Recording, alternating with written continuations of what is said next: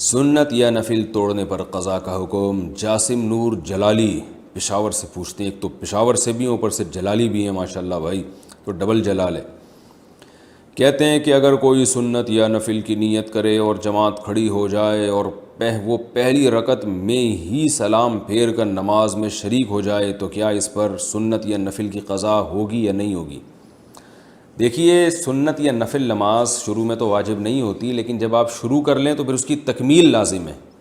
پھر اگر آپ درمیان میں توڑیں گے کسی بھی عذر سے تو بعد میں اس کو پڑھنا پڑے گا۔ یعنی نفل نماز یا کوئی بھی نفل عبادت وہ شروع میں تو لازم نہیں ہوتی، لیکن جب آپ نے شروع کر لی کوئی بھی عبادت نہیں، یعنی نفل نماز جب آپ نے شروع کر لی تو اس کی تکمیل آپ پر واجب ہو جائے گی، کیونکہ یہ بھی ایک قسم کی نظر ہے، منت ہے۔ منت زبان سے بھی ہوتی ہے، عمل سے بھی ہوتی ہے۔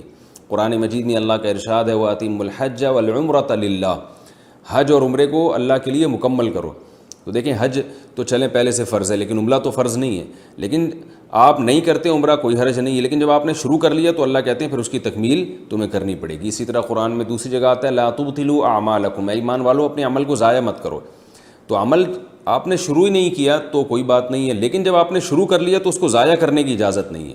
اسی وجہ سے ہم یہ کہتے ہیں کہ اگر کسی نے نفل روزہ نہیں رکھا تو کوئی گناہ نہیں ہے، لیکن رکھ کے اگر اس نے توڑ دیا تو اب اس کی قضا کرنا واجب ہو جائے گا، اسی دلائل کی وجہ سے کہ قرآن میں اللہ نے عمل کو ضائع کرنے سے منع کیا ہے۔ ایک عمل جب شروع کر لیا تو اس کی تکمیل آپ پر لازم ہے، اگر آپ تکمیل نہیں کریں گے تو دوبارہ سے اس کو کرنا پڑے گا آپ کو۔